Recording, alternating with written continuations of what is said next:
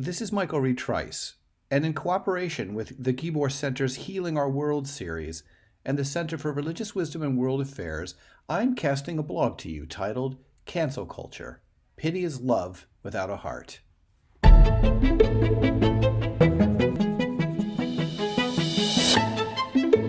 I think about sunlight pouring through the canopy of trees and the advance of human beings into grassy plains.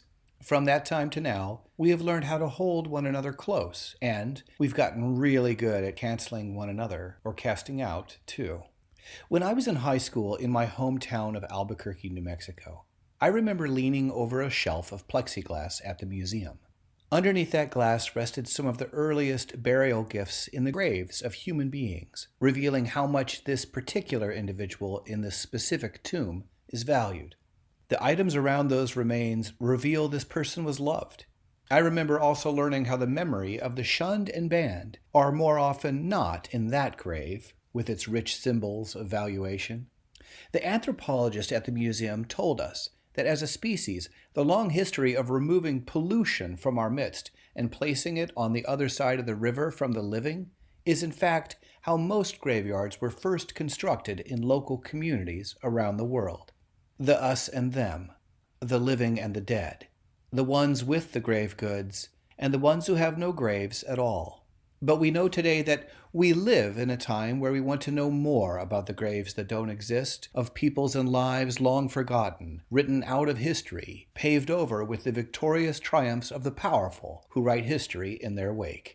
In many ways, cancel culture is nothing new. More than call-out culture, I'm experiencing cancel culture today as that next step, like the difference between simply shunning someone and banning their influence outright. The best of my religious tradition tells me to seek a life of personal and societal transformation, and to seek relationships and reconciliation given the pains of daily life. And yet religion can also be abused, because I know of other times where Christians have canceled others and justified it as God's divine will. In the history of the Christian experience, the very texts that guided my life have also been used to harm and kill with impunity. My personal experience of cancel culture, whether my father was canceled because he was gay, or whether my mother was canceled because she was a single divorcee and raising children on her own. In each case, blame, shame, and humiliation are all instruments of shunning, banning, and canceling. A cancel culture may be a hammer where every problem is a nail, and that's one thing that canceling does. It affixes a label of pity upon others, and it recruits society to do the same.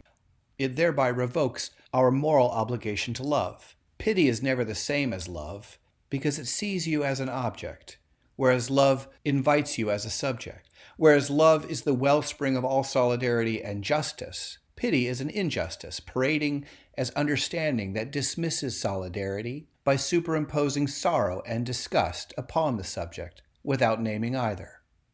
In a cancel culture, shame and pity are closely aligned because both seek to unfasten our moral obligation to one another and then sneak away.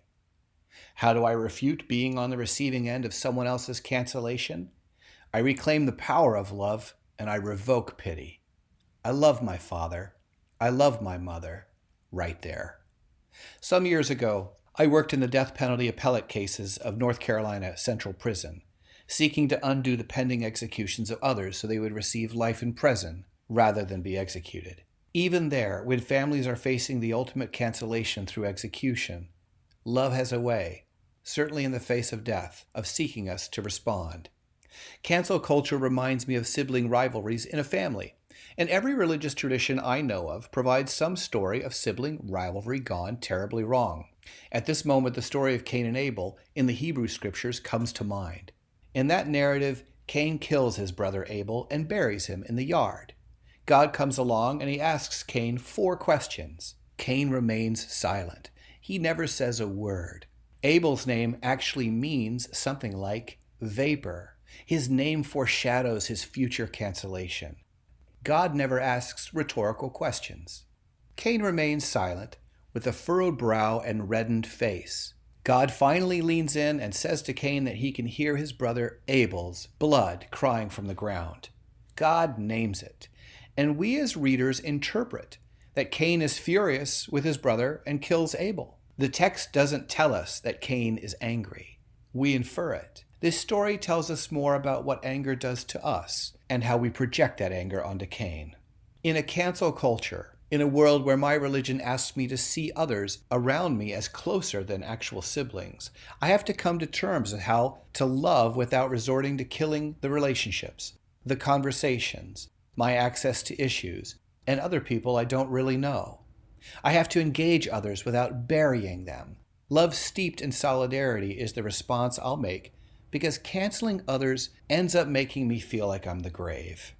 And solidarity and love, seeking justice as in my tradition, means that I will stand up to those forces that would cancel others, against the systems that normativize murder and systemic cruelties too.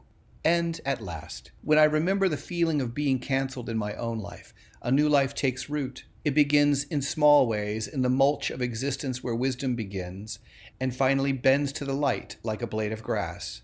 It seeks the warmth of the sun.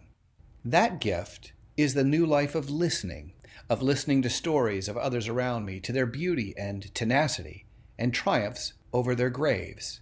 I never resort to pity, which is a form of love without a heart. Listening arrives, the art of listening, and then I do that.